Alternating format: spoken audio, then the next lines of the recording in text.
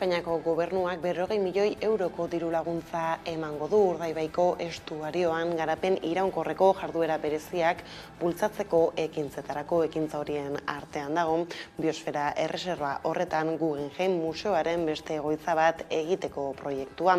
Espainiako gobernuko ministroen kontseiluak eta Bizkaiko Foru Aldundiko gobernu kontseiluak atzo onartu zuten diru sail hori emateko hitzarmena. Orain Bizkaiko Batzar Nagusiek akordio hori berretsi beharko dute. Eguerdion guztioi, 12 pasata iritsi da gurean gaur magazinari heltzeko unean. Gaurkoan Urdaibaiko Guggenheim eraikitzeko proiektua hizpide.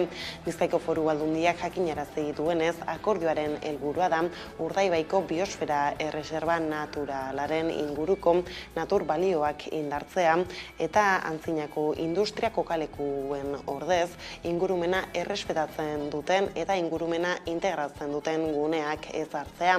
Asmoak asmo, haserrea ere eragindu proiektuak herritarren artean eta informazio gehiagorekin hain justu. Kameraren beste aldean dugu Udane Arbeo kazetaria. Eguerdion, Udane. Eguerdion guztioi. Tira, aipatzen genuenez Udane, Madrilek 40 milioi euro jarriko ditu Urdaibaiko Guggenheim eraikitzeko. Zer gehiago dakigu? Datorren legealdian Bizkaiko Foru Aldundiak izango duen eginkizun nagusietako bat izango da Urdaibaiko Guggenheim museoari bultzada ematea. Orain Eusko Jaurlaritza zein ekarpen egingo duen argitzea falta da, bai Bizkaiko Foru Aldundiak baita Espainiako gobernuak 40 milioi euro bideratu dituztenean proiektu horretara. Guggenheim museoaren proiektua orotara 130 milioi euroko aurrekontua duela. Espainiako gobernuak 40 milioi euroko diru laguntza ematea erabaki du Urdaibaiko estuarioan garapen jasangarriko jarduera bereziak bultzatzeko ekintzak egiteko.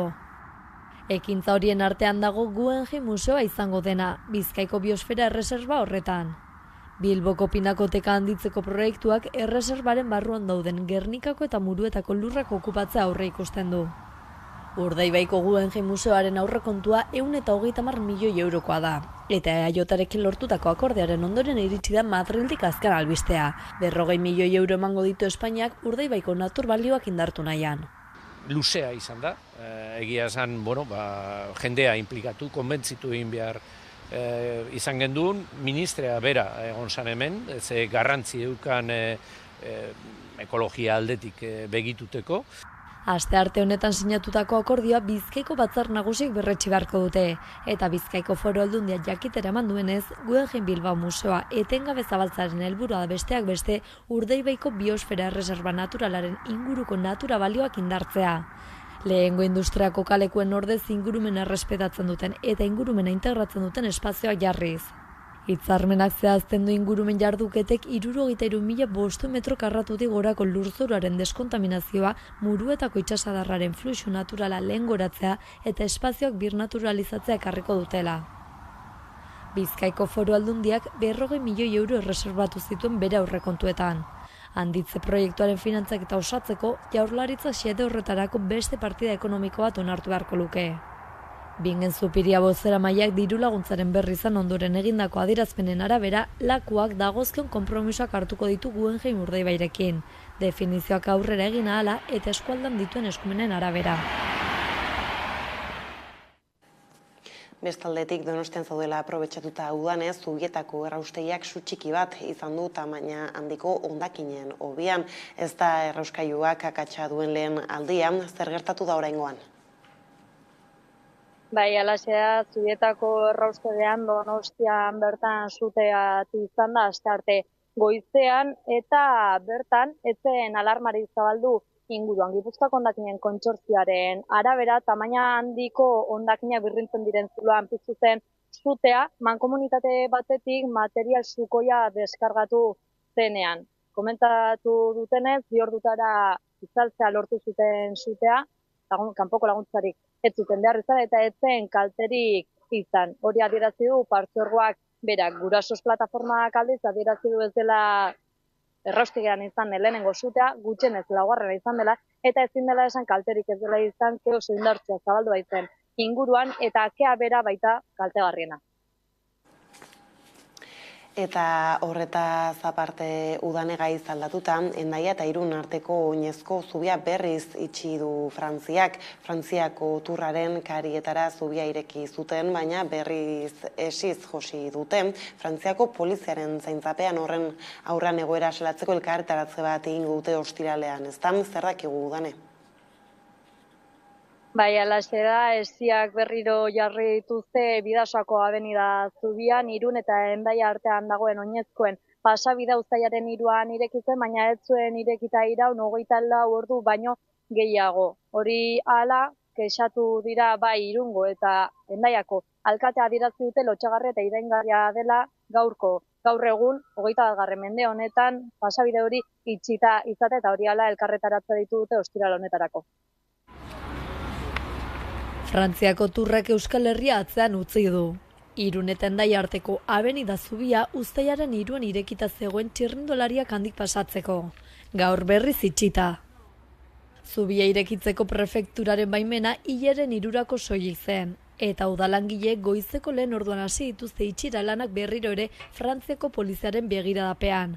Eta bi herrietako herritarrek ezin dute eguneroko joan etorrietarako erabili Europar Batasuneko funtsekin berritutako azpiegitura historiko bat. Inguruan paseatzen ari zirenek harrituta eta batzuek haserre hartu dute albistea. Bidasoaren bi ertzak lotzen dituen eta turraren igarobideak berriro irekitza lortu zuen oinezkoen azpiegitura historikoa 2 urtez itxitagon ostean egun baterako soilik ireki zuten. Ordu batzuk besterik ez du Irun irekita abenidak. Arrisku terrorista argudiatuta 2021ko neguan itxitako zubia da hori. Uztailaren 3an ireki zuten Santiago zubitik Lapurdiruntz turra pasatzen zela eta Baionan helmuga zuen 3. etapa batean. Koitzezen Hendaiako auzapezak eta Jose Antonio Santano Irungo alkateak bertan elkarrizkoa emanda irudikatu zuten zubiaren irekiera. Eta aldarrikatu zuten ez dadila gehiagotan itxi pasabide hori, baina ez da hala gertatu. Abenida zubia berriz irekitzerakoan Ezenarrok azpimarratu zuen frankismoko ordurik Ilunenetan ere zubi hori etzela inoiz itxita egon. Izan ere azpimarratu zuen zentzugabekeria zela oinezkoentzako pasabide hori iste jarraitzea. Frantziako poliziek urte hasieran Santiago zubiaren mugako kontrol iraunkorrei uko egin eta gero. 2021ko urtarrilaren 14tik Izpaldude eta Larraineko pasabideak itxita daude. Eta horrela jarraituko du oraingoz abenida zubiak ere, naiz eta turraren pasabideak eragindako oinezkoentzako pasabide horren askapenaren irudipena izan. Ondo da udane bada informazio honekin hemen utzi behar dugu konexioa, eskerrik asko eta hurrengora arte. Oso ondo beste bat arte. Ez usteko batzuk gorabera Jaurlaritzak ontzat jodun turran Eusko Jaurlaritzaren segurtasun dispositiboak Frantziako turraren irterari arrakastaz aurre egin diola azaldu du hain zuzen ere Erkoreka Jaurlaritzako lehendakariorde eta segurtasun sailburuak. Eskerrak eman dizkie inoiz ez bezalako erronka horri hutsik gabe erantzun dioten profesional guztiei eta aipamen berezia egin dio Ertzaintzari. Ertzaintzak berriz ere egiaztatu du polizia integrala eta gaitua dela haren arabera. Halere Grand Departak izan ditu zenbait gorabera ere, Erkorekak anekdotiko gisa definitu ditu gertakari horiek, tartean 2. eta 3. etapetan txirrindulariek izan zituzten zalutuak ikertzen ari direla adierazi du. Bestalde, Morgan lasterketari boikote egiteko saiakera bat egon zela ere baieztatu du Erkorekak.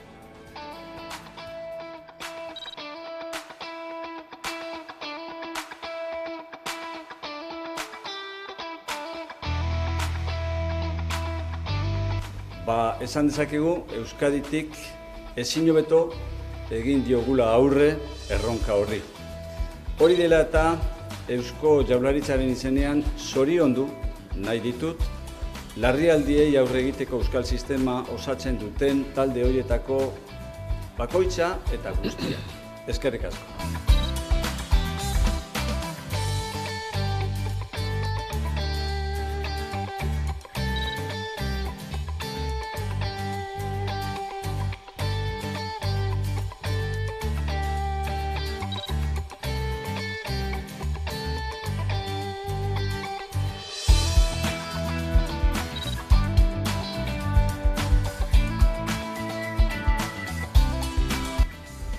Azkenik, herritarren erantzuna ere eskertu nahiko nuke. Alde batetik, Tur lagunen lan altruista eta eskuzabala. Eskertu, egin behar da benetan garrantzitsua izan baita segurtasun operatiboa osatzeko. Nahikoa da gogoratzea, nola zegoen gure gizartea orain dela 30 urte.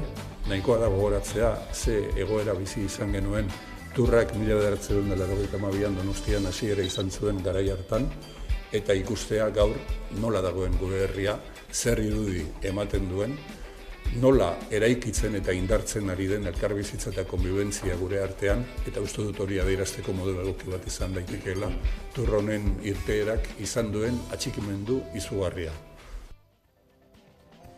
Horrez gain, Turreko lehen 3 etapetan antolatutako ekintzat ontzat jo ditu gure eskuk. Euskal herritarrek harrotasuna eta euskal izaera erakutsi dutela nabarmendu du Josu Etxaguru gure eskuko bozeramaileak. Bizitakoa hunkigarria izan dela adierazi du Etxaguruk eta nabarmendu du herri izaera hori islatu behar dela burujabetza osoa lortzeko bidean.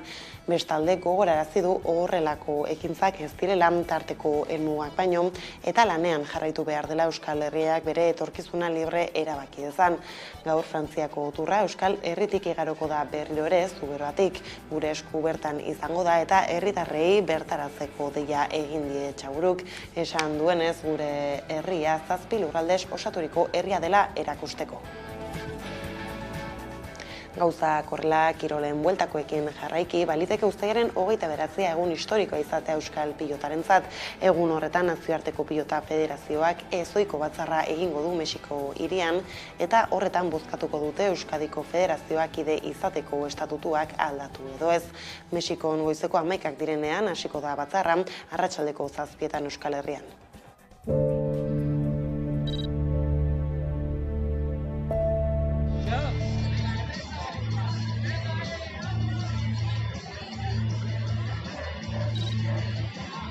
Ondorioz, Euskal Herriko instituzio eta eragilei honako eskaera hauek egiten dizkiegu. Munduko pilota batzarrari eta Euskal Pilota Federazioei eskatzen diegu jarrai dezatela egoera honi irtenbide bat aurkitzeko lanean eta har ditzatela helburuak lortzeko bidean behar diren erabakiak. Besteak beste, Nazioarteko Euskal Pilota Federazioan Euskal Pilota Selekzioa ofizializateko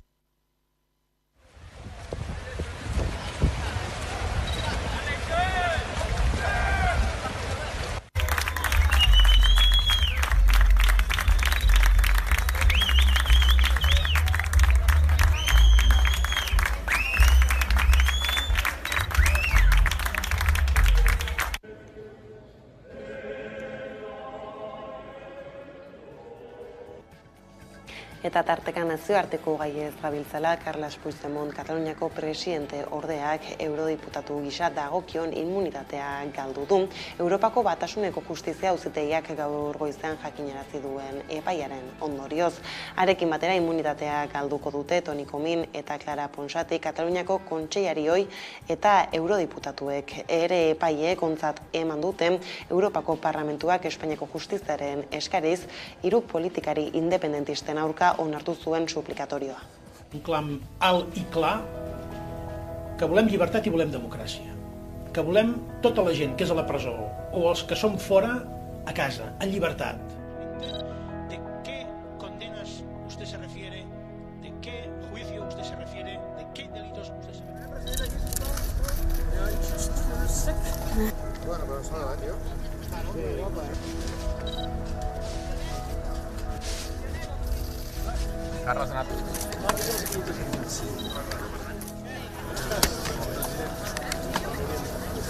So, the decision of the European judiciary protects our political rights.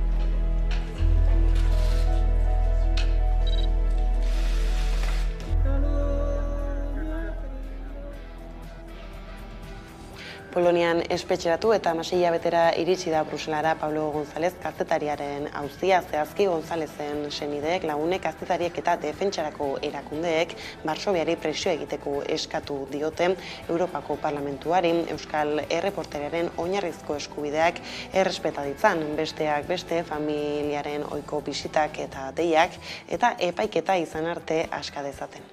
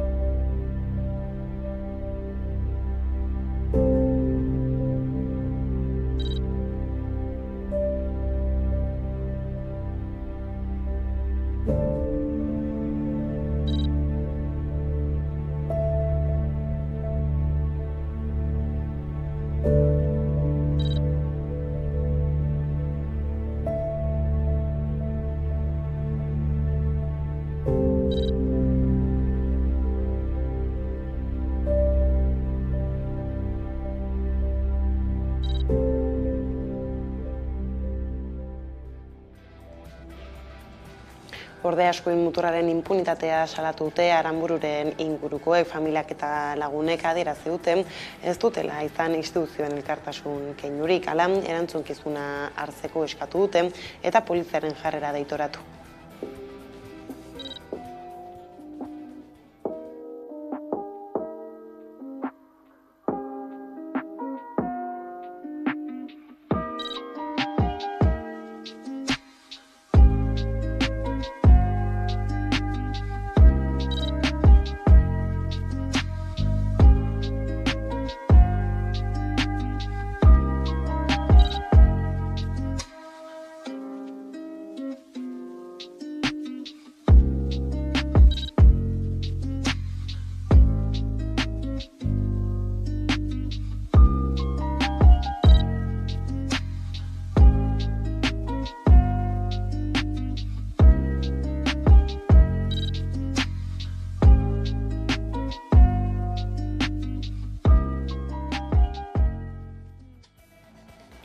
EAJko Elisabete Etxanobek, Euskal Herria Bilduko Iker Casanovak eta PPko Raquel Gonzalezek Bizkaiko aldu nagusi izateko hautagaitzak defendatu dituzte goiz honetan Gernikako batzar etxean burutu duten inbestidura saioan. Etxanobe EAJak eta PSek osatzen duten gehiengo osoarekin aukeratuko dute.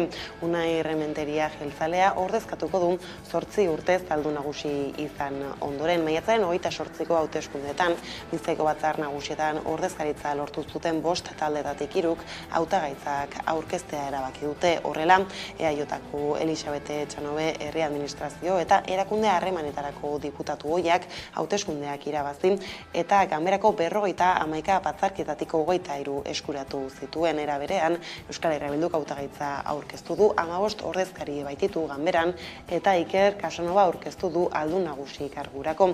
Azkenik, PPek 3 ordezkarirekin Raquel González aurkeztu du kargurako hautagai gisa. PSeko 8 batzarkideek eta elkarrekin koalizioko 2 osatzen duten foru ganbera hori ez gain. EAJaren eta PSren arteko itunaren setasunak gaur jakitera emango dituzten eta foru gobernuak 2023-27 legealdian zehar izango duen jarduna gidatzeko 10 ardatz partekatu biltzen ditu. Araban berriz foru aldundiko 9 diputatuek euren karguaren zina egin zuten atzo batzar nagusietan. Nerea García. Como señalé en mi intervención durante el pleno de investidura, el gobierno foral será Gonzalo de Zuazo, Ogasun, Finantza eta Aurrekontu Saila. Prometo defender los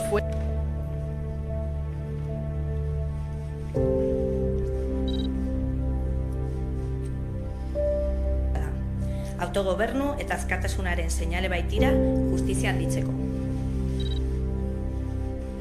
Hitz ematen dut, Arabako foruak ohitura eta usadio foruak ohitura eta usadio onak gordeko ditudala. Autogobernu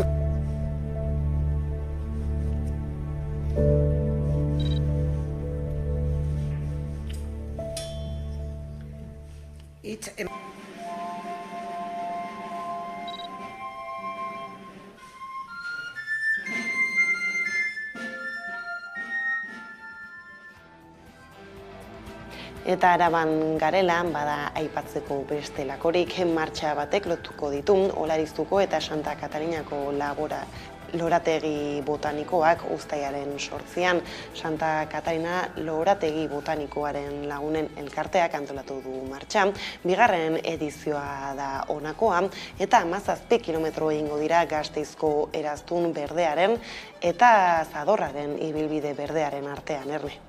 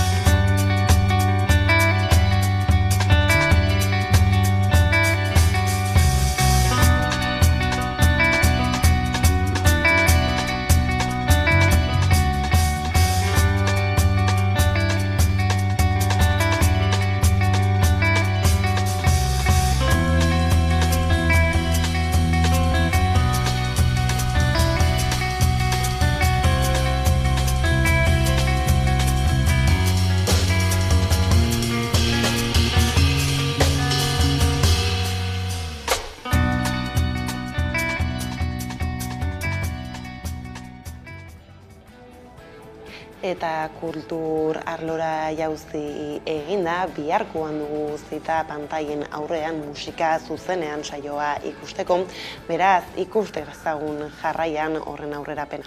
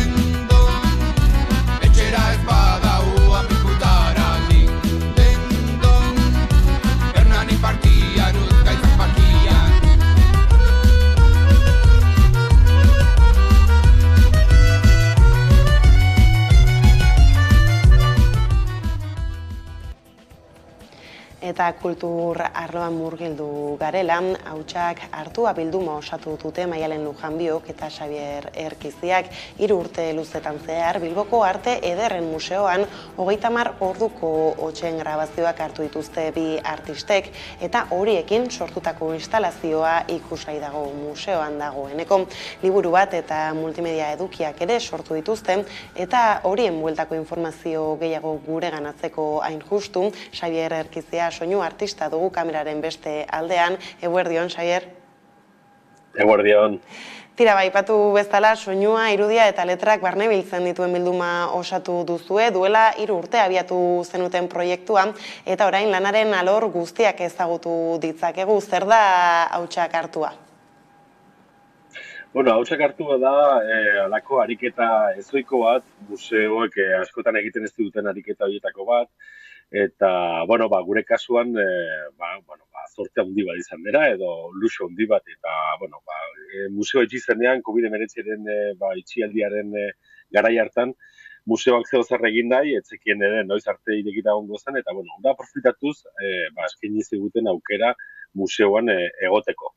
Bizkat elkarrekin ditzen genuen, ni kasualiadez egun bat pasatzeko aukera izan nuen zera museoan, eta izan oso proiektu ederra izan zitekela, zenbait galdera otu zitaizkidelako tarte hortan, ez? Zer gertatzen da artelanekin inor ez dagoenean, zer gertatzen da bizitarik ez dagoenean halako museo batean, ez? Zein den bizkat museoaren bizitza intimo hori. Eta geroztika, tontamentean proiektua luzatzen joan zen, itxialdi batetik besterakoa, COVID-etik, orain obren aitzakiaren bigarren itxialdi hortaraino, eta tarteotan, joan gara bizkat museoaren bizitza sekretu hori entzuten eta ezagutzen. Tira ez, pandemia garai hori aipatu zu, hala ere abia puntua bera zer litzateke ez? Sentsazioa museoan bakarrik egotaren sentsazio hori? Gauza asko dago, ez? Alde batetik, ni nire lanagatik arkitekturarekin alako harreman bereziak sortzen ditut, gustatzen zait ikaragarri, eraikin hutsetan edo isilduetan egoten eta haiek entzuten. Bereziki, hor konturantzalako eraikinek badutela beraien ahots propioa, ez? Eta beren bizitza propioa gu bertan egon edo ez. Eta orduan, hortik tiraka, zenbait ariketa egin genituen, baina estaldetik ere ezagutu dugu pixka bat jendeak ikusten ez duen museo hori, ez? Eta museoko langileek hainbertzeko tentuz, hainbertzeko, balio askoko lanak zaintzen dituztelako, ez? Baina ez bakarrik hori, beraien lanaren bizitzen dutelako pasio bereziarekin, nola zaintzen dituzten obra horiek, ez? Eta guk museo baterakoan ikusten dugu dena txukun jarria, baina horren atzen badago zaintza bat, batzuetan iristen dena oso leku intimoetara. Eta pixka bat, mundu ez dakit sekretu hori edo intimoago hori ezagutzeko modua izan dugu eta bidene asko ikasi ere hor lanen dauden espezialistek ere badutelako beraien unibertsio propioa, beraien soinu propioak ere eta beraiek zaintza ulertzeko modu oso berezi bat. Pandemian Bilboko Arte Ederren Museoan izandako isiltasuna erregistratu duzue besteak beste ez, zentzu horretan ez, prozesu obra ez, osatzeko prozesu hontaz, zer nabarmenduko zenuke edo agian ez, zure sentsazioetatik? Gauza asko ez, nik gogoan dut itxialdiko garai hartan, ez, jasotze dituela komunikabi ezberdinak deiak, ez, eta bapatean bazen sensazioat, ez dakit, txoriek inoiz baino ozenago kantatzen dute zuten, edo jendea txoriak entzuten azten zen, edo ez, eta gehiago zen, nolabait gure soinu paisaiaren kapa batzuk kentzearakoan beste batzuk agerian agertzen. Ez, horako arekite bat egiterakoan, museo batean gainera, berra de efektu hori arena barmenagoa da. Leku itxi batean, baina arena barmenagoa da. Eta orduan, azken finean, Bilboko Arte Ederretako Museoaren halako azterketa bat egitek ere eskuaratu Bilboren soinu egiteko moduaren azterketa bat egitea, ez? Eta gero aldi berenean norberarena, isintasunan egoteak ere badu zera hori, ez? Azkenean, zuk zeure burua isiltzen duzu, gehiago entzuteko, eta zure isiltze hortan ere, konstientego bihurtzen zera, zuk zeunek sortzen duzun soinuen inguruan, eta horrek ere bai, zer nolako kapa, zer nolako balio eskalak sortzen dituen, ze soinu batean ulertzen dituen garrantzitsuago zeinez, ez? Hainbat, erreflexio sortzen dira hortatikan, eta, horiek dena biluna izan ditugu, bai soinuz, baina baita ere hitzez ere, ez? Azkenean eguneroko moduko bat idazten hasi ginen Maialen eta biok, eta, hasiera batean izan martzuen sarerako pieza bat, azkenen bihurtu da, liburu bat, liburu hortan daude guk idazteko testu guztiak, jasotako irudiak, jasotako soinu guztiak ere bai, eta gero aldi beran hori ere erakusketa bihurtu da, nolabait eraikinak orain arte egin duen soinu hori, ez? Aldatzen ari den eraikin hortan berriz ere gogoratzeko edo alako feedback interno moduko bat. Bai, ez, instalazioa zain bestelako sorranak ere eman ditu proiektuak berak, eta hauek ikusteko aukera zer daukagu, bertan museoan ere, ala nuntopa ditzakegu? Bai, hainbat, proiektuak bideo guzti hortan, hainbat forma hartu ditu, ez? Erran bezala, ezoikoa da, museoaren logikarentzako ere nahiko proiektu ezoikoa da, eta ordan, hor, elkarra ezagutza bat martxan jarri behar izan dugun nahi eta ez, bizteko denontzako egokia zen modu batera, ez? Horti sortu adibidez, hasieran planteatu egin ezkin denuen liburu horren sorrera, liburua ere bai, gero, hasi ginenlako liburu berezi bat sortu nahian, ez? Eta errati baterako, liburuan soinu guztiak entzuteko modua, alako pendrive batean sartzen da, baina pendrive hori alibenean liburuan txertatua dago, baina pendrive hori errati baterako, eta adibide bat baino ez da, liburuaren komplexutasunaren adibide bat, pendrive hori hauts partikula konprimituen kin egina dago, propio. Orduan, nolabait proiektuak hartu duela komplexutasun berezi bat, eta gaur egun, azken emaitza hiru modutan agertzen. Alde batetik museoan bertan, iraila amaiera arte, entzungai dagoen soinu instalazio bat, bertan areto badago, eta batgarren aretoa hortarako dedikatu, baina badaude instalazioaren bertze aretotara zabaltzen da. Orduan, bisitariak entzun ahal izango ditu, bai gure ahotsak, gure erreflexioiek, gure testuak, edo eraikinean jasotako soinu horiek erakusketan zehar. Bertaletik dago liburuan, erosi nahi duenak eskuragarri jarriko du, ziporatu eskuragarri dagoela museoko dendan, eta azkenik egin dugu ere bai alako webune bat, non liburuan kabitu ez diren gauzak, edo instalazioan kabitu ez diren gauzak, nolabait bolkatzeko eta denboran ere bertze iraupen bat izateko. Eki badakigo erakusketak epe baduela, liburua ere badizen mugatua denez ere bere epea dauka, bere bizitza dauka, baina webune bat bereziki sortu dugu, eperik gabeko webune bat, pixka bat, eraikin jada ez den, edo jada aldatu den eraikin horren, alako soinuzko erretratu hori gordea izan dadin, eta denboren ere entzuntzeko moduan egon dadin. Aipatzen genuen ez, nola dagoeneko iragan asteazkenetik, okerrez banabil, museora gerturatu daitekeen ez, guzti hau ezagutzera bai bukatzeko galdetzea, ea nolako harrera ari duen izaten ez, aipatzen zenituen zuk lehenxago nolako sentsazioak bizi izan dituzuen zuek, ez dakit jendearen gantzer ari den pizten. Egia erran, bakizu irekierak eta lehenengo egunak eta raroak izaten dire, ez? Bereziki irekien egune, ez? Irekien egunen gainaguk performance moduko bat egin genuen Maialen eta biok, eta, berba etzen, irekierak sekule ez dire, ez? Olako, edozin erakusketa ikusteko momentu egokienak ez dire, eta soinuzko da, are gutxigo, jende pila goten delako, eta, jende horrei bera izketan dago, eta ez da berba modula saien hori entzuteko. Ikusi beharko da, orain urrengo uda honetan gainera, biziteriak ugaritzen joko denean, orain turraren zarata hori pasandotikan eta eno jartzara pasandotikan zer nolako erantzuna izaten duen, baina momentuz gu oso gustora gaude egindako ariketarekin, eta lehenengo aurkezpen egun hortan, ingenuren performance hortan oso harrera ona izan zuen, eta oso kontentu eratu ginen. Esper dugu erakusketak eta liburuak ere bai, harrera berdin hori izatea hurrengo asteotan, beraz, entzungo dugu, ikusiko dugu, denetik pixkean. Bai, ez adi egongo gara, eta horixe gerturatzeko aitzakiarik ez daigu falta emandako informazio guztiarekin. Xabier, hemen utzi behar dugu konexioa, eskerrik asko eta hurrengora arte. Guri, ongi izan. Ongi izan. Eta horrela iritsi da gurean gaur Magazinaren lehen atalaren bukaera eguneko elkarrizketa nagusiari bide emateko. Gaurkoan ere uztailaren 23ko hauteskundeak izango ditugu hizpide, beraz ez zaitezte urruti joan. Jarraitu Sanferminetako txupinazoa zuzenean 11an. Uztailaren 6an 11:30 aurrera txupinazoa kaleko giroa eta protagonisten hitzak jasoko ditugu. Ikusi magazin berezia LTD, Euskaltel eta irubebikoitza.eus bidez nahi duzun dispositiboa.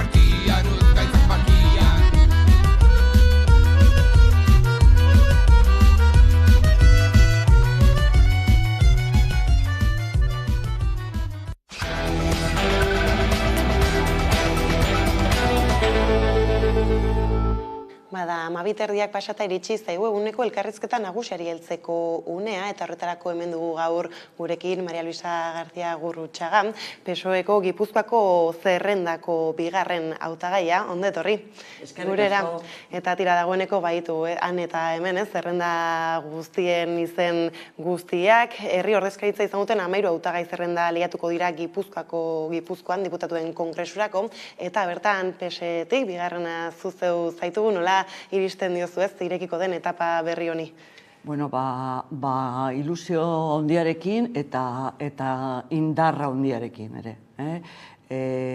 Pentsatzen dugu momentua, une hau oso garrantzitsua dela, aukera paregabea daukagu berriro gobernu progresista bat eratzeko, edo beste gobernu mota bat atzerakoia eta denok ikusten ari gean ze politikak nagusitzen ari diran, eratu diren horrelako gobernutan, ultraeskuinarekin, beraz oso motibatuta eta baita ere beste aldetik oso garbi daukagu gure erantzukizuna eta gure ardura momentu honetan.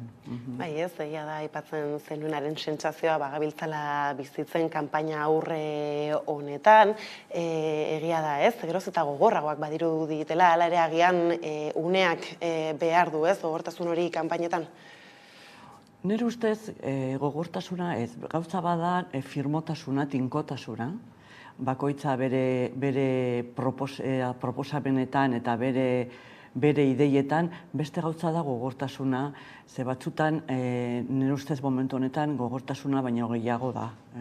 Momentu honetan dago izugarrizko kanpaina, deskalifikazio kanpaina, sanchismo horren aurka, ez dakigu oso ondo, zer den hori, santxismoa indargabetze hori, eta bueno, poliki baita ere ikusten da, Rodríguez Zapatero presidente horiak esan duen bezala, indargabetze hori azkenian da, Alderdi Popularrak bere burua indargabetzea, jarraitzen ari diren erritmoarekin, ze orain erreforma laborala ona omen da, baina, bueno, momentuz oraindik Tribunal Konstituzionaletan dago, eta, bueno, eta zenbat neurri ez omen dira intxarrak, ez? Ez bozkatu ondoren, orduan,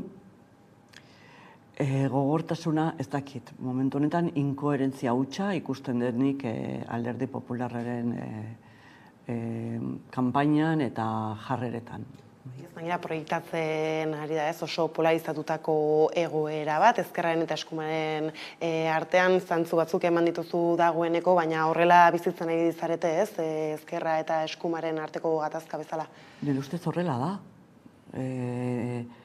Nire ustez bi aukera daude momentu honetan, edo gehiengo progresista bat eratzea Alderdi Sozialistaren lidergoarekin, edo PP eta Vox. Ez dago besterik. Beste batzuk esango dute daudela beste aukerarik, baina nik ez dut uste beste aukerarik daudenik momentu honetan. Eta garbi esan beharra dago, Sánchez eta Feijóo ez direla gauza bakarra, eta batzuk horrela jartzen ari dira eszenarioa, eszenatokia, eta hori ez da hola, ez da justua. Eta nire ustez gainera Euskadiko biztanleriak garbi ikusten ari da hori, ez? Momentuaren, ez dakit nola esan, momentu latza dela, oso latza dela, eta nunbait indarrak kontzentratu behar direla, ze ez da inongo txorakeria, eta inongo, ez dakit, gauza leuna gertatzen ari dana. Oso grabea da. Zentzu horretan gainera ez, azken inkestek akusten dute nola bertan PSek goraka egingo duen, edo garaxe iragartzen da printzipio, zeia da baina ez, aipatzen nuen eskema horretatik urrundu nahi direla bertako beste alderdi batzuk izan EAJ edo eta Euskal Herria Bildu, ez? Nola erreparatzen diezue hauen kanpainei? Bueno, bere kanpaina da, eta bueno, eskubide osoa dute bere kanpaina egiteko, baina nire ustez garbi dago zer dago jokoan momentu honetan. Eta jokoan dago Euskadiren gure lurraldearen bilakaera baita ere, hau da, gure biztanleek ikusi dute ere gobernu honen neurriak onuragarriak izan direla bere bizitzarako eta bere eguneroko jardunetarako eta bizitzarako. Eta berdin, eta hori dena momentu honetan zalantzan edo kolokan dagoela. Orduan, nire ustez, kontuz ibili behar da, ibili behar dugu zemezuak bialtzen dugu biztanleri momentu honetan. Nire ustez, garbi dago momentua dala eskuina, ultraeskuina edo progresismoaren arteko lehia edo aurrera jotzen dugu edo atzera jotzen dugu. Atzera, baina atzera 40 urte, ez 10 urte, atzera 40 urte. Ez agian bilatzen dabiltza, ez? Balantza hori nora mugitu giltza izatea horren lehian badira sartuak EAJ eta Euskal Herria Bildu? Ez dakit, pesatzen dut, ez dakit. Nik pesatzen dut eta berriro esango dizut, momentu honetan pensatu behar degula zein dan benetan denok aurrean daukagun egoera eta ze eragina izango duen Espainiako gobernu atzerakoia eta ultraeskuinekoa guregan, hemen, Euskadin. Eta ni pentsatzen ari naiz hezkuntzan, pentsatzen ari naiz euskeran, pentsatzen ari naiz zenbat gauzetan orain arte hemen konsensu akordio handiak egon direna gure artean, ea hoiek desegin egingo direla momentu honetan. Orduan kontuz asko dago jokoan, ez bakarrik Espainian hemen ere behitu adibidez zer gertatzen ari da Valentzian elebitasunarekin. Orduan, horrelako atzera pausoak ez da bat, ez dugu onartuko. Orduan, kontuz hemen ere. Ez da, ipatzen genuen lehenxago ez Eusko Jaurlaritzak aste honetan ataratako, inkesta galdeketa horien emaitzak, eta hor tartean, bai aldaketa, hainbat aldaketa agertzen dira, baina bat badugu Gipuzkoan bertan, nola PSek, aukerak dituen Unidas Podemosen ordezkaritza bat, kentzeko nola erreparatzen diozu honi, izan ere, badago itxaropenerako asko. Bueno, nik ez nuke esango PSek kentzen diola. Ezer sumarreri.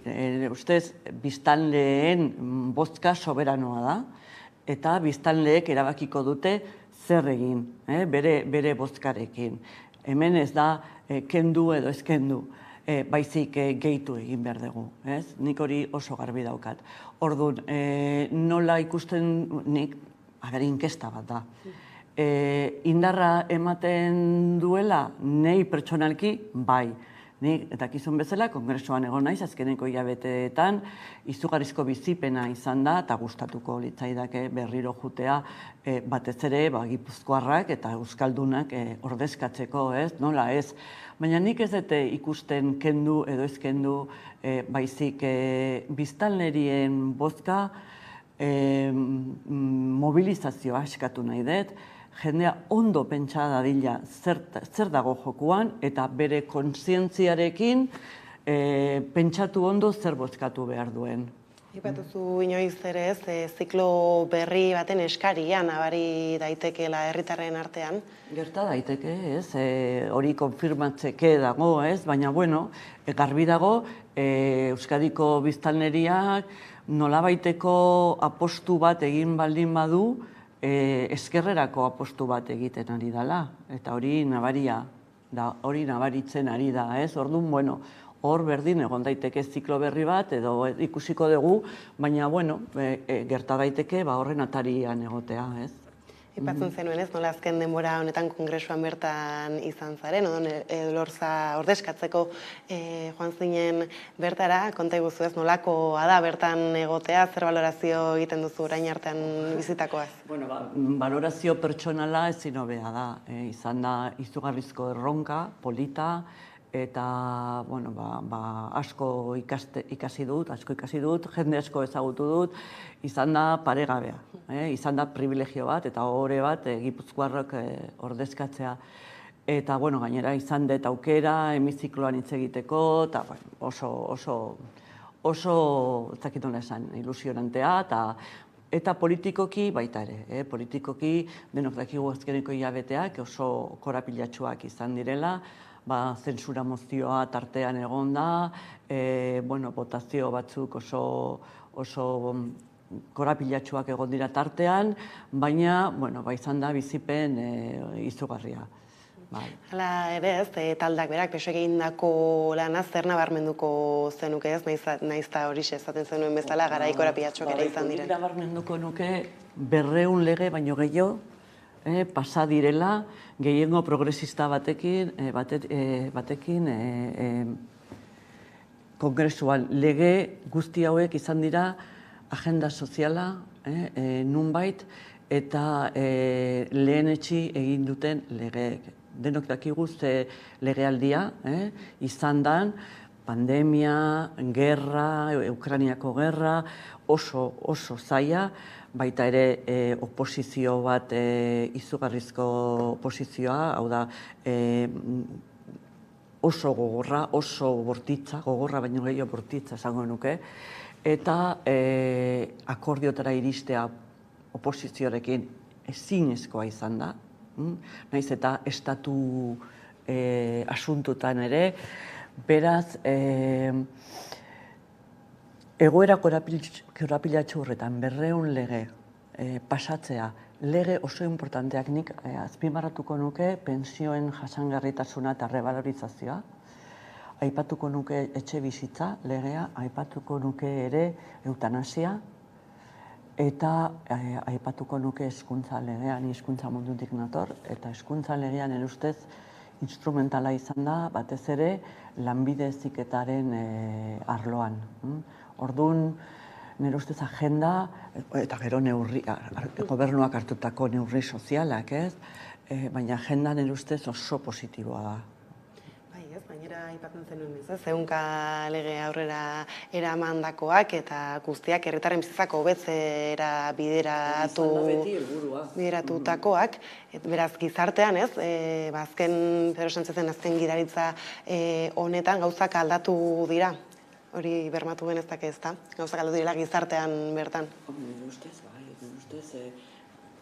gizarteak ikusi du badaudela bi era desberdinak krisialdi baten aurrean, ez? Gogoratu lehendabiziko, azkeneko krisialdian, Rajoy gobernuaren egindako murrizketak, murrizketak, sanidadean murrizketak, hezkuntzan murrizketak, leku guztietan pensioen hutsa famatua desagertu egin zen, Zapatero lehendakari horiak bete eta utzi zuena. En fin, biztanleria izan zen krisialdia ordaindu zutenak, ez? Kasu honetan desberdina izan da. Gobernuaren jarrera izan da biztanleria babestea.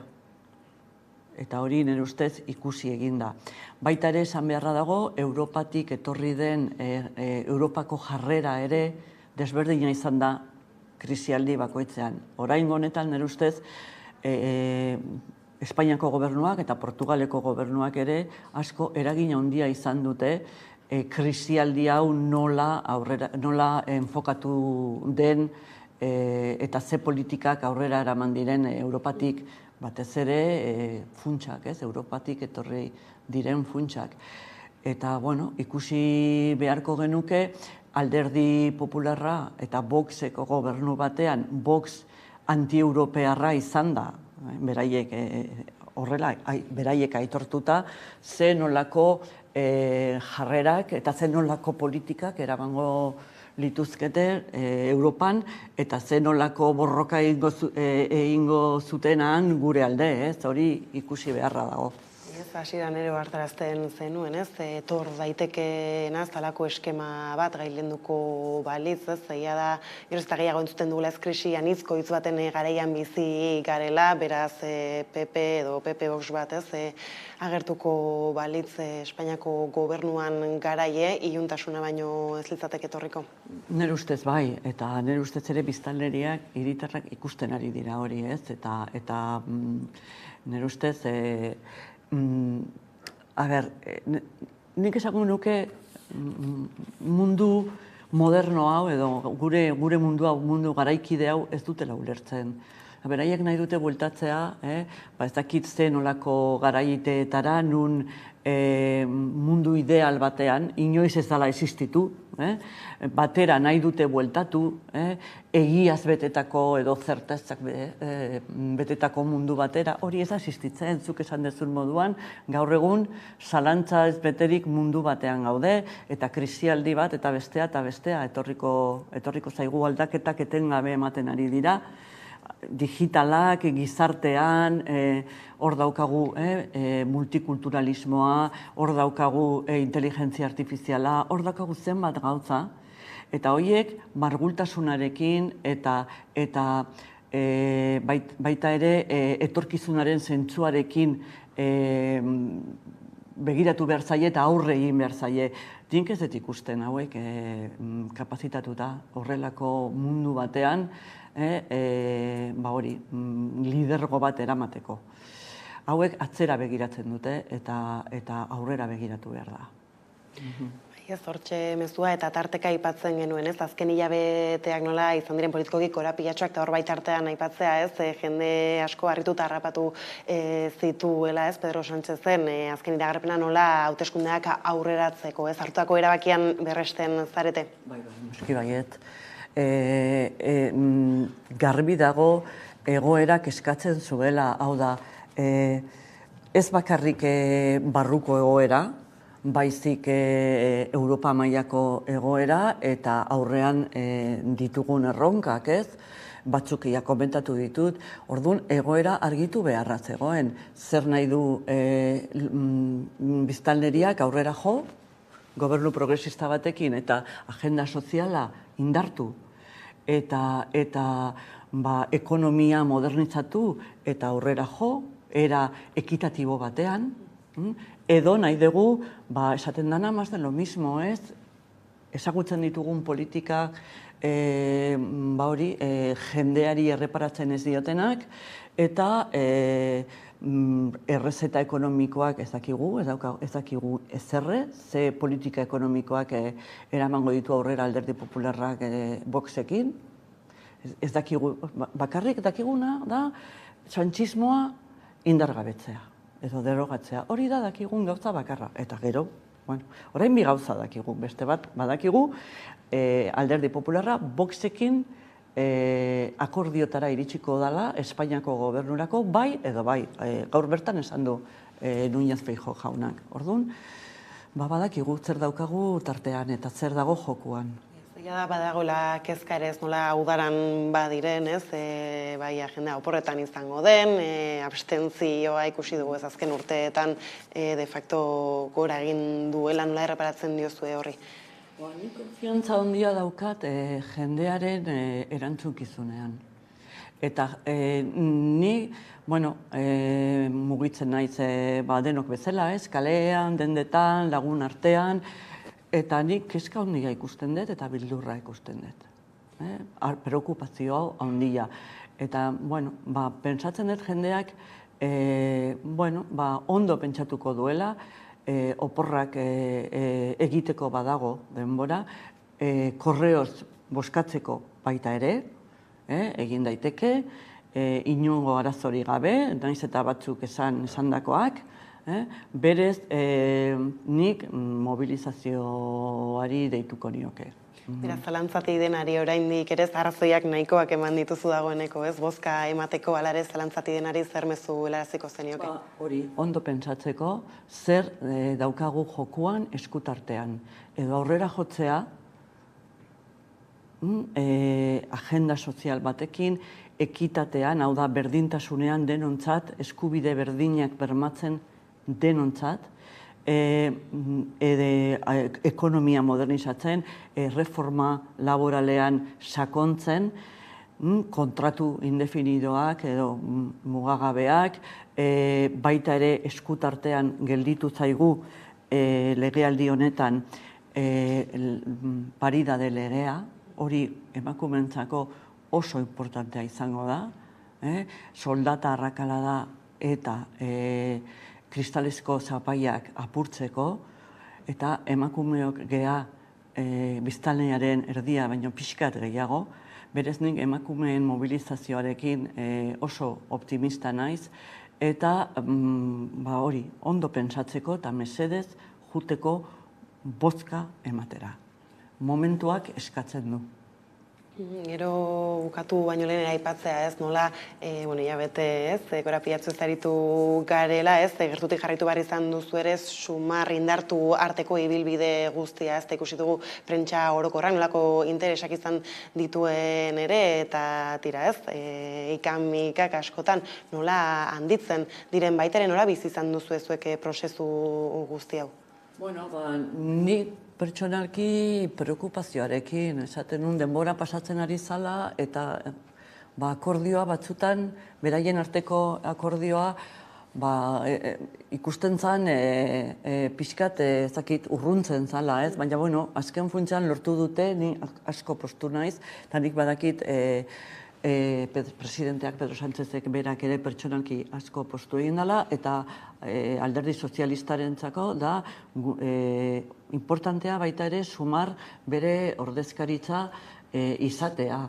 Ze, eszenatoki berri honetan garbi ikusi dugu akordiotara iritsi behar degula, eta gu beti egon gea prest akordiotara iristeko gure programa ulertzen eta asumitzen dutenekin, hau da, ezkerreko indarrekin. Eta benetan akordio programatikoak importanteak izango dira. Ez izan ere aukera bat ere bada, ez? Orain arteko gobernu formatua mantentza hurrengo 4 urteetan ere. Ba hori da guk aurrean daukagun eszenatokia guk ateatzen gea irabaztea, hori garbi dago, baina baita ere errealitatea badakigu zein dan. Ordun garbi esan du baita ere gure presidenteak akordiotara iristeko Yolandarekin prest dagoela.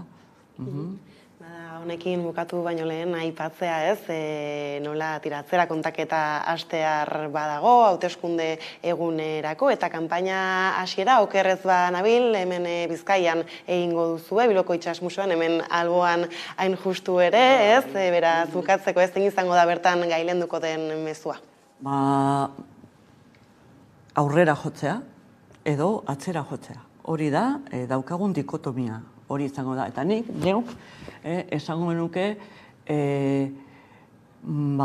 behar degula Euskadi hoberen bat, Espainia hoberen baten barruan. Eta hori izango litzateke nire mezua. Premisa horri iritzita hemen utzi behar dugu gaurko elkarrizketa. Maria Luisa, mila esker gurekin tartetxoa gaur hartzearren. Urrengora arte. Urrengo arte, nahi ezun arte. Eta orain jarrian eguneko solasaliarekin bueltatuko gara. Kaixo, gu piztia gea. Eta gure kanta sarrenan. Bideo barrizena. Beltza. Ikusi Amaika telebistan.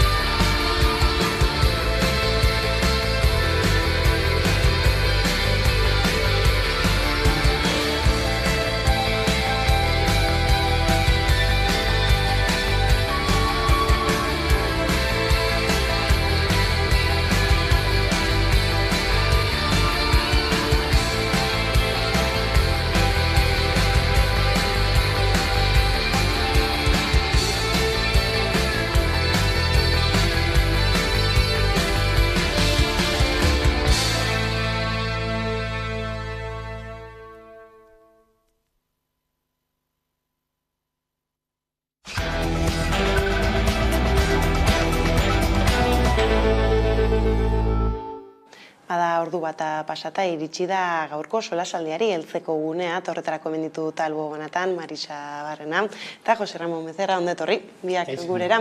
Eta hasteko Frantziako turrari erreparatuko diogu, izan ere Jaurlaritzak egindako inbertsioak eta gero balorazioa ere egin duen, badaukagu justu bideo bat, beraz ezer baino lehen entzungo ditugu ordezkariak eta iritziko diogu gaiari.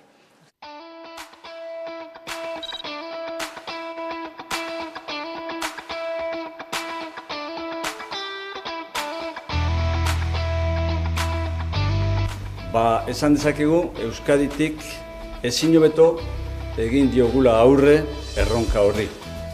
Hori dela eta Eusko Jaurlaritzaren izenean zoriondu nahi ditut, larrialdiei aurre egiteko euskal sistema osatzen duten talde horietako bakoitza eta guztia.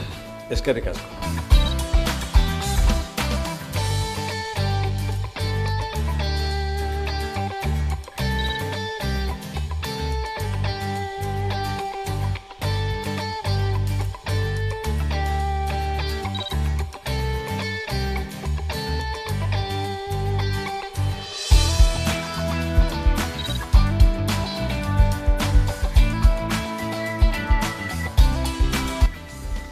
Azkenik, herritarren erantzuna ere eskertu nahiko nuke.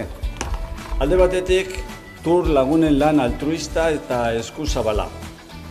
Eskertu, egin behar da benetan garrantzitsua izan baita segurtasun operatiboa osatzeko. Nahikoa da gogoratzea, nola zegoen gure gizartea orain dela 30 urte. Nahikoa da gogoratzea, ze egoera bizi izan genuen turrak 1982an Donostian hasiera izan zuen garai hartan, eta ikustea gaur nola dagoen gure herria, zer irudi ematen duen, nola eraikitzen eta indartzen ari den elkarbizitza eta konbibentzia gure artean, eta uste dut hori adierazteko modu egoki bat izan daitekeela, tur honen irteerak izan duen atxikimendu izugarria. Atxikimendua batetik, bestetik izan duteko problema ezberdinak, ez da gizuek zer balorazio egiten duzuen azken 3 egun hauetaz. Bueno, ez dakit, nik uste dut Erkorekak esan duena arrakasta itzela edo, arrakasta izan dela uste dut, ez? Itxura batean behintzat, aurreko egunetako ikusita, polido joan zen, ez? Gauza asko etortzen dira burura turra ikustean, ez? Alde batetik emozioa bai, ez dakit herritar gisa emozioa sentitzen da, txirrindularitzak gure gizartean daukan garrantziagatik. Beste alde batetik, ezin ahaztu 12.000 euroak, ez? Horkle daukagun 12.000 euroak ere ezin dira ahaztu, baina eta gero, Erkoreka, zelanbait arrakasta itzela hori esaten duenean, ikuste dut bere gestioa, bere kudeaketa ere, zelanbait ez dakit, justifikatu, zuritu edo egiten duela, ez? Baina, ahaztu barik beti bere beste aldea ere, ez? Gero, ikerketa egingo dugu, arrakasta, baina ikerketa, ez? Biak, ez? Ikerketa bere egingo dugu, gertatu diren gauzak, jakiteko non dirora joan diren, bai pintxasoa direla, edo gero jarri zuten boikot hori ero, Morgan gertatu zen boikotari, eta gauza asko etortzen dira burura, ezta? Baina, alako postasun kolektibo bat bizi izan genuela, iruditzen zait, gero burura etortzen diren beste ardura guztiekin batera, Denok genekien turra arrakastatsua izango dela, beti hemen buelta den moduan, txirrindularitzako dagoen zaletasuna ikusita, jendeak txirrindulariak ikusi nahi ditu, eta txalotu nahi ditu, eta zaletasun hori adierazi nahi du. Ikuspuntu horretatik, instituzioek baliatzen dira horretaz, bere irudia goraipatzeko edo, haiek beraiek, denok dakigu jendeak txirrindulariak ikusi nahi zituela, bere zaletasuna eta bere posa eta bere sentimendua eta baita ere euren aldarrikapenak adierazi nahi zituen, ezta? Ikuspuntu horretatik, nik uste dut herri bezala irudi polita eman dugula, geure zaletasuna eta geure kiroltasuna adieraziz, eta gainontzeko kontuak, instituzioen balorazioa edo hortik ibili diren gertaera latzak edo txikiak edo anekdotak dira. Gero, nik uste dute, zelanbait gure izaera agertzeko aukera bat izan dugula, ez? Gure izaera edo, baita gure hizkuntza bera ere agertzeko, ez? Nik esate baterako estrainaldian edo irekiera ekitaldian, Busabiaga, hain ondo hitz egiten entzutea, hain dotore, hain ez dakit gure hizkuntzan, ez? Iruditu zitzaidan hori munduan hori ikusten bada, munduan gure inguruko munduan lehengo, eta gero mundu zabalean ez, uste dute hizkuntza aldetik ere badeukala garrantzia ez, askok besatu den, eta euskaraz egiten dute, hori nik inguruan bere ikusi dut, ez, eta gero mundu zabalean besuposatzen dut horrek bere garrantzia daukala, ez. Beste gauza batzu, gabezia dude barik etortzen zaizkigula burura, ez da? Nik ikusi ditudanean, 3 egunetan, 4 berri emaile horiek, hain ondo hitz egiten duten gizon horiek, baina 4 gizonak, pentsatu dut, emakumeren bat ere agian egongo da honetaz dakiena, ditua, ondo hitz egiten dakiena, ez? Hori burura etortzen diren gauzak, ez? Baina gero esaten duenean Erkorekak edo Bingenek herri gisa ondo erantzun dugula, barik, ez? Herri disiplinatua ere bagara, eta gero dei bat ere eginda askotan edabideetan eta txirrindulariken batera hariniketan ez egiteko, haiekin batera, ze horrek oztopatu egiten duela haien martxa, eta salbuespenak salbu nik uste hori bete dela beste karrera edo beste zer batzuetan ez bezala, ez? Hori nik gutxi ikusi nituen hariniketan. Baten bat, azkenean ez dakit emozioak eraginda edo, baina nire inguruan inorrenuen ikusi adibidez hori egiten, ez? Uste dut, jakin dugula erantzuten, bestetan dakigun bezala, ez? Bai, gainera zaletasuna horretan adierazten da. Zuk ikusten baduzu Turrean, Pirineoetan edo Alpeetan, hainbeste pertsona zoratuta edo, hemen ez da gertatzen, txakur batekin egon zen gertaeraren bat, baina hori jendeak badaki nola animatzen, txirrindulariak errespetatzen, bai? Ikuspuntu horretatik denok genekien arrakastatsua izango litzateke Turra. Erkorekarik gabe edo ertzaintzarik gabe. Ikuspuntu horretatik, denok gaude pozik, herri bezala eman dugun irudia polita izan delako. Baina herri bezala konportatu gara ondo. Eta irudi hori ere ez horrela izan zen, eta ikusi genituen beste hainbat eta hainbat ikurrina ere bidean, eta horrez aritu zen gure esku buru belarri lan horretan ere, eurek ere egin dute balorazioa ez, naizta gogoratu duten gaurko egunean, okerrezan hil zuberoara bueltatuko dela, Ipar Euskal Herria bueltatuko dela Turra bera, eta gure esku besteak beste ez, bidaso aturrak pasatu behar zuenean, bertan ekitaldi bat egin zuen, saiatu ziren ez, zubi, famatu hori zeharkatzen, ez zuten lortu azkenean, hala ere ez, horre ere bazuten mezua zabaltzeko, ez, nola zubi bat baden, baina ez inoren eskubideak eta antzekoak urratzeko, ez, baizik eta ez pertsonentzako zubi bat izan behar dela, ez dakit ikusi zenuten kalejira hura. Bai, ikusi nuen, nik uste dut gure eskuk egin duela alegin handi bat, erabakitzeko eskubidea aldarrikatzeko, eta ez dakit kasualidadez izan zen, edo despistez, baina ikusi genituen politikari batzuk ere, gure eskuren egin dituen ikurrinekin, ez dakit eureak ingo dute zergatia, eta ni bentzabiltza posgarri izan zen, ikustea hori, munduak hori ikustea, ez? Eta zuk esan duzun bezala, gaur gure eskuk egin du deia, zuberora jateko, ez? Azken finean, 7 probintzien edo 7 herrialdeen aldarkapena egiteko, esateko herri bat gara, baina ez gara herri bat, ez gara bakarrik arkidegoa, ez? Gara beste herrialdereke bat daude, Euskal Herria direnak, eta nik uste hori garrantzitsua dela. Zubian egin zuten, gerraldi hori garrantzitsua izan zen. Eta milaka ikurrina banatu ditu gure eskuk, eta ez gure eskuk soilik, bankuek ere banatu dituzte ikurrinak, eta gero etxean geneuzkan ikurrinak ere atara ditugu, astindu ditugu, betidanik etxean ditugunak ere astindu ditugu, eta orduan nik uste horrek sortu zuela lehen esan duan bezala alako postasun bat, batez ere, niri sortu zidan ikurrina aurrenak ez dakit, nostalgia, guk gaztea ginenean, debekatu eta zegoen ikurrina, eta orduan zenbat ikurrina josi genituen etxean, ateratzeko manifestazioetara eta barrez, eta tokidan ipintzeko, eta gure amak esan zuen, eta orain eman egiten dituzte ikurrinak, zenbat josi ditugun etxean, eta esan ni pentsatuen, zenbat josi ditugun, eta batzutan kendu egiten zizkiguten, edo erre, edo, Eta, inbeste ikustean, eta ez soilik ikurrinak, gero, beste herri aldez, zapalduetakoak ere ikusi ziren, banaka bat, baina ikusi ziren Saharakoa, ikusi ziren Maputxeena, Bretoiena, eta, Kataluniakoa, Kataluniakoa igual oituago gaude, baina Kataluniakoa, bai, egia da. Herri zapalduetakoak ikusi ziren da.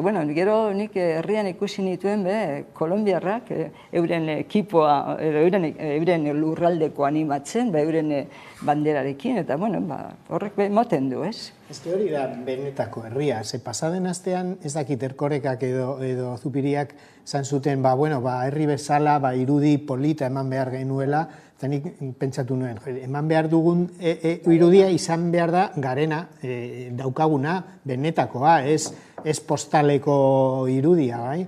Eta, benetako irudia da, bakoitza bere aldarrikapenekin eta bakoitza bere nortasunarekin. Atletikeko kamisetak edo errealeko kamisetak ere ikusi ziren. Bakoitzak bere nortasuna adirazi behar du, eta hori da geure benetako herria, eta herri bezala, eman dugun irudia izan da, jatorra izan da benetakoa, izan da bakoitza bere nortasunarekin, baina guztiak animatzen, batzuk nalanjaz, eta beste batzuk ikurrinekin, eta animatzen, posik, eta, Gero, nik instituzionaldetik esango nuke, agian garrantzi handi eman zoiola irudi, baina irudi postal, postal irudiari, eta hor badagoen, ni behintzat, sortzen zaidan keska batez.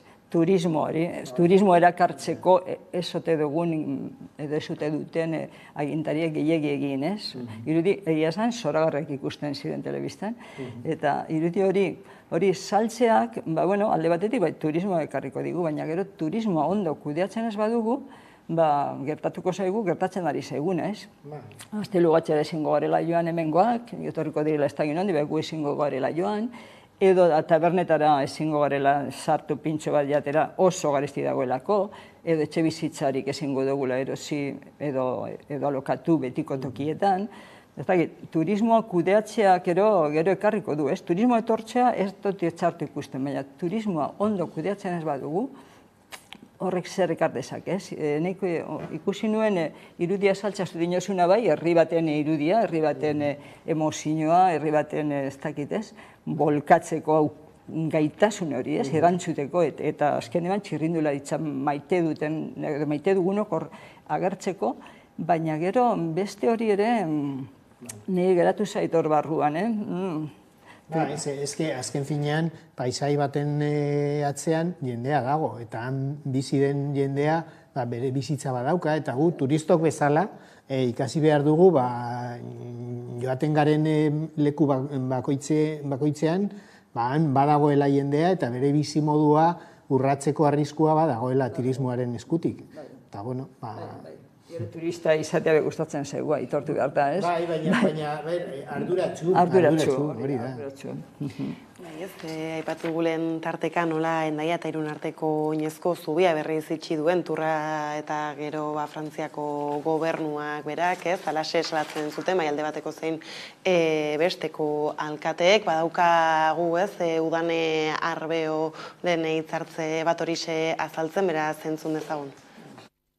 Esiak jarri dituzte berriro Bidasoako abenida zubian uztailaren 3an ireki zuten, baina 24 ordu iraun ondoren berriro itxi dute. 24 ordu besterik ez du iraun izan ere, turra igarota berriro ere langilek esia jarri dituzte Frantziako poliziaren begiradapean eta oinezkoak ezingo dira berriro ere hortik pasa testuinguru honetan haserre daude bi aldeetako Irungo eta Hendaiako alkateak eta elkarretaratza deitu dute. Ostiral honetarako izan ere adierazi dute iraingarria eta lotsagarria dela pasabidea eta Beneako zubia ixtea. Tira esaten genuen, gero badago, turra pasata gero inpaktu ezberdinak batzuk bota ditugu eta hause bada beste bat. Postalaren atzean, gero, benetako bizitza geratzen da, eta, postalean agertzen da, turraren eskutik ez dagoela mugarik, Espainia eta Frantziaren arteko elkartasuna, eta ez dakit zer, eta ez dakit, baina, gero, horren atzean zer da? Biharremunean, gainera, hori, esiak badaudela, jendearentzako esiak badaudela, komertzio egiteko ez, baina jendearentzat, pertsonentzat bai, eta hori da, tamalgarria. Arrunten entzat, ez da? Bai. Pentsan dartuen entzat, eta gainera, lehio bakarra edo irekitzen zaidanen momentu honetan da, alkateak behintzat irmo salatu dutela, ez da? Bi aldeetako alkateek, esaten dute gainera, adarri jotzea eta provokazio esaten dute izan dela, ez? Eta, eta elkarteratze bat deitzea, alkateek eurek ere elkarteratze bat deitzea, pauso bat izan daiteke, baina, lotsagarria ez horre, lotsagarritik pasatu egiten da, ez, gertatu denak, ez. Eta kontuan izanik gainera, zubi hori itxita egoteak nolako eraginak izaten dituen, ez. Zubi hori itxita egoteak batzutan zenbat hildako sortu dituen, ez. Ibaiaz pasatzen direlako, eta pasatzen saiatzen direlako, ez. Eta, zubi hori gainera esaten dute, gerra garaian pasatu zen zubi horretik jendea, Frankoren garaian ere pasatzen ginen batzutan. Dinot, orain hori gertatzea, zineztezina da. Zuk aipatzen duzuna, ez? Erosketak egitera, badago aukera. Frantziako poliziak ona etortzera, ez dago inolako oztoporik, baina pertsona arruntak bakarrik ibiltzeko edo pasatzeko edo migranteek, hori da. Horretarako bai. Azkenean, oientza dago oztopoa batez ere, oiengan pentsatuta dago oztopo hori, ez? Dakigu, oztopoa direla eta hori salatu behar duguna. Bai. Ez, Irun aipatu dugula azken astean ere izan da albiste, ez, alardeagatik, ospatu indelako alardea, eta bertan ikusi genuen, ez, lehenbizikoz alkatea balkoian alarde parekidea agurtzen, ez, guztizko, iritziak sorrazitu honek baita ere, eta honetaz apartera aipatzea nola Hondarribiako alkatea baita ere, ez, azken hilabetean albiste izan den, ez, proposamen ezberdinak agertu dielako herrian, beraz, biei heltzeko badugu kameraren beste aldean Jaizkibel konpainiako Izaskun Larruskain. Kaixo. Eguerdion, bai, tira ez, aipatzen gebiltzan nola Hondarribian ere ez, alardea azken hilabeteetan albiste izan den, hortartean bai izan zela ez, azken albistetariko bat alarde fundazioari konpainia misto bat sartzeko proposamena agertu zela herrian bertan, hor besteak beste autokritika egiten zitzaion Jaizkibel konpainiari baita ere, ez dakit nola jaso zenuten berri hau? Guk autokritika ja aspaldin genuen. Bain dela urte batzuk,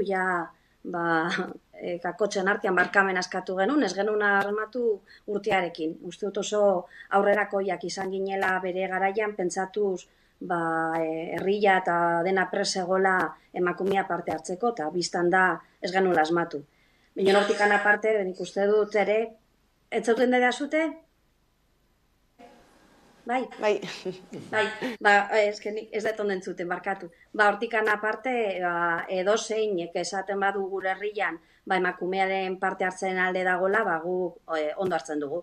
Ikusten dugu, darama urteak ere esaten herria aldatzen ari dela, gu ja sumatzen dugu, nabaria da herriaren aldaketa, etzen aldaketa ematen udalan, binon herrian, bai. Orduan, agente desberdinak agertu dira, join dela 4 urte, 5 urte guztion alardea, eta orain momentu honetan beste agente batzuk agertu dira, zaindua deitzen diren talde hori, eta denon artean nik uste dut, erresago izango dugula zerbait lortzea. Ez, izan ere albiste hori jakin eta segidan aipatu zenuten ez, pozgarria bazela, proposamen ezberdinak mahai gainean egotea ez, eta badela momentua aipatzen zenuen orain ere ez, horiei bide emateko zuek ere 2021 uztaian ez, Alardearen 22. konpainia izateko prest zeundetela ere esan zenuten, hortik bada bidea beraz egiteko uste duzu urratsak eman daitezkela zentzu horretan? Bai, gu urte horretan ikusita ez genula aurrera pausurik jasotzen, ikuste genuen dena zela pixkat, pues como el día de la marmota, ez da? Urtero, berdin, mugitu bar ziren fitxak ez zirelako mugitzen. Orduan, hausnarketa bat egin ondoren, Jaizkibel barruan hausnarketa egin zuen, lanketa batzuk egin genitun, eta ikusi genuen bazegoela momentu proposamen hori helarazteko, ez? Guretzako etzen erresa esatia alarde tradizional horretan den bezalakoa parte hartzeko pres ginela, bino erabaki genuen herriak ere merezizula beste behin ere guk amore ematea eta esfortzi hori egitea, eta ikusi genuen pres ginela 22. konpainia izateko, sartuko ginela alardean, eta pauso hori eman genuen. Esan behar deguna da ez degula inungo erantzuni jaso, ez udalarena bere garaian, ez alarde fundaziora, ez inorrena. Guk hor plazaratu genuen, eta orain jaso deguna da, beste proposamen berri bat, pixkat joaten dela gure hilotikan, ez? Konpainia misto bat sartzea alardean. Orduan, berriro gaude gauza berdinakin. Emakumeak parte hartu behar du herriko jaietan, hori garbi dakagu, eta zorionez, herritarrok gehiengoa, orain bai gehiengoa garbi dauka ere. Izan ere alkatetzan aldaketa eman da Ondarri bin, ez? EAJak hainbat urtez izan du bertan gidaritza, aipatu duzu, ez? Tarteka zer eragin duen horrek esaterako herriko jaietan, orain Abotsanitz taldeko ordezkaria dago udalaren buruan, eta taldeak argi adierazi izan du, ez nola alardeak publikoa eta parekidea izan behar duen aldaketak espero dira, irailera begira? Lehenengo aldaketa izango da, alkateak harrera ingo digula. Abotzaniz dara maila urteak harrera egiten, eta orduan, hor dakago aldaketa bat, udalan ja dago aldaketa bat, eta nik uste du baietz. Baina, klaro, ezin duguna da, pinpan, iritsi orain, eta dena konpondu urte batean, egondu denean, hainbeste urte esar mugitu gabe. Gauzak pazientziakin hartu behar dira, aurrera pausoak eman behar dira, eta nik uste du borondatea dago, eta borondatea dago, gauza lortuko direla.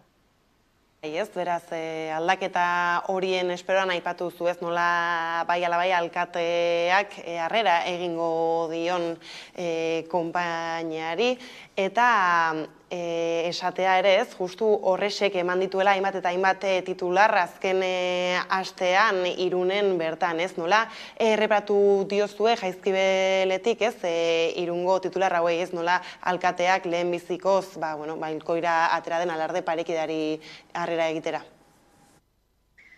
Nik uste hau tristea dela, zen hainbeste urtetan ez du Irungo alkateak ez du fitxa mugitu, eta orain garbi ikusi dunean, Ondarbin fitxa mugituta dagola, orduan izan du nile misi.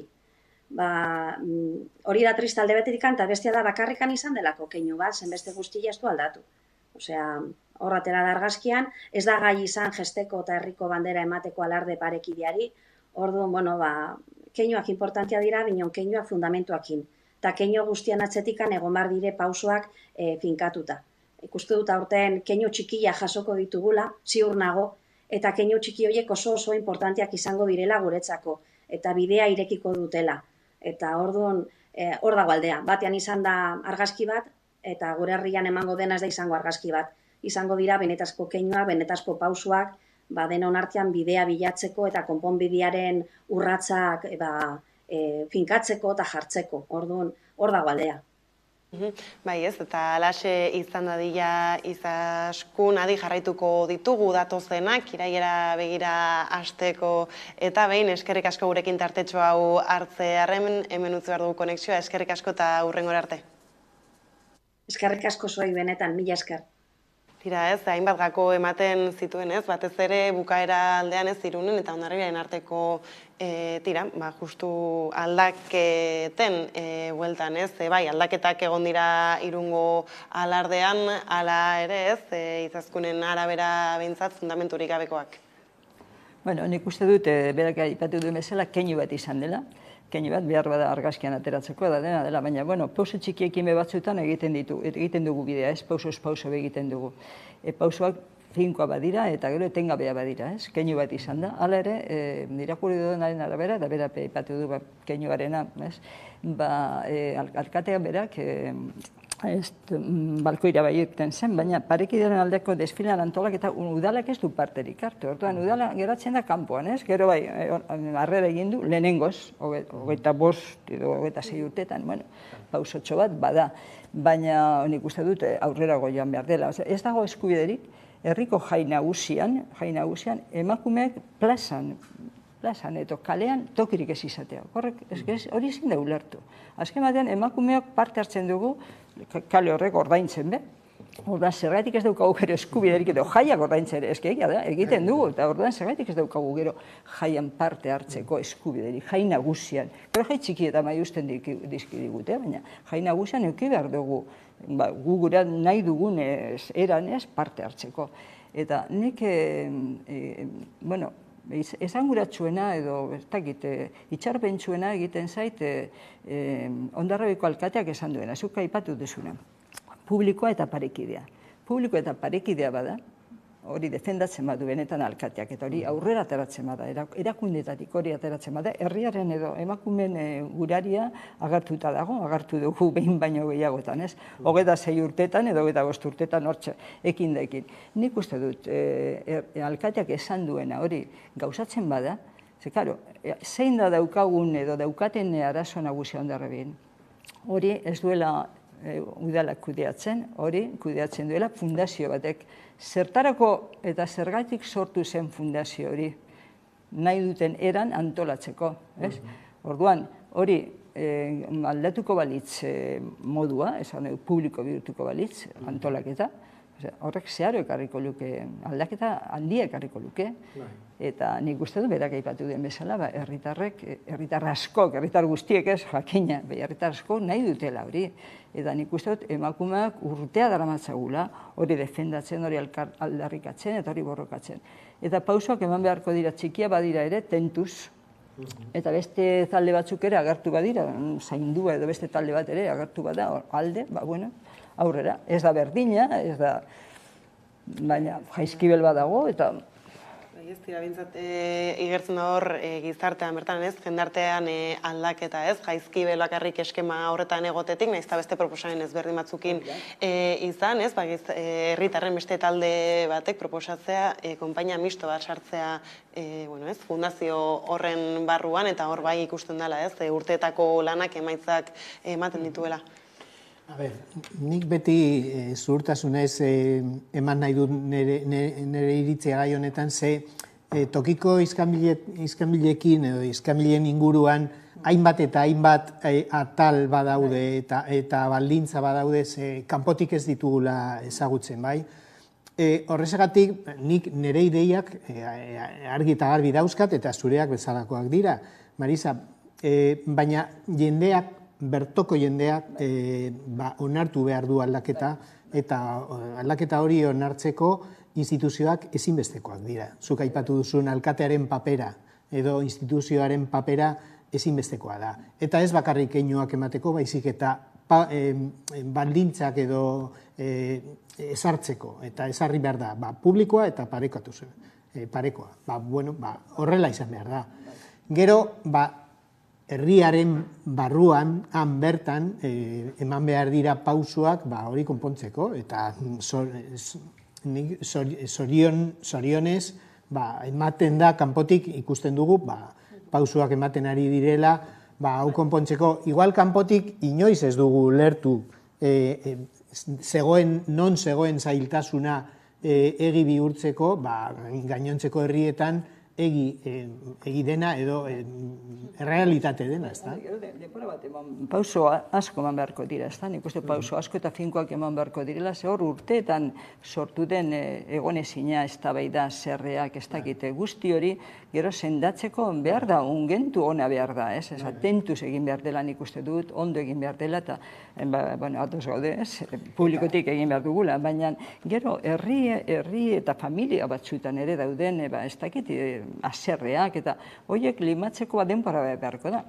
Baina, beste arloetan ere izan ditugu horrelakoak eta gainditu ditugu, edo gainditzen ari gara. Orduan ikuste dut horrek ere denbora ere emango duela, denbora beharko dute, baina ni pentsatzen dut keinu horiek eta pauso horiek eta adierazpen horiek emango dutela frutua, espero dut, Eta zuk esan duzunaren aritik, niretzat azpimarragarriena da Jaizkibel konpainiatik egin duten hausnarketa. Ze, haiek bazuten eskubidea, baina onartu dute igual garai hartan oker zebiltzala bere eskubidea aldarrikatzen edo nola aldarrikatu zuten edo, eta niretzat txarlogarria da entzutea, bai, eskubidea bageneukan eta kanpotik denok egon gara haiekin, baina haiek ere onartu dute, sendatzeko bide horretan, onartzea igual ez zela garaia edo, niretzat, oso adierazgarria. Bai, nik ez dut pausoak ematea eta pausoak nola eman, ez? Gauza biak neurtu behar direla, ez da? Eta haiek zuke dinozuna, dos nago, ez? Esatea, adierazte, Bankorra izan da, harien aldetik. Hainbeste urte lanean egon ondoren. Eskubidea zuten eta eskubide hori guk aitortu diogu, ez? Baina, bueno, ez zuten denek berdin ikusten. Aipatzen duzuenez bai ala bai, errotikoa behar duela izan aldaketak izan ere, ezin genezake jarri fokoa legegintzaldi batean ze badakigu, ez? 4 urte eta gero zer gertatu daiteken. Hori da.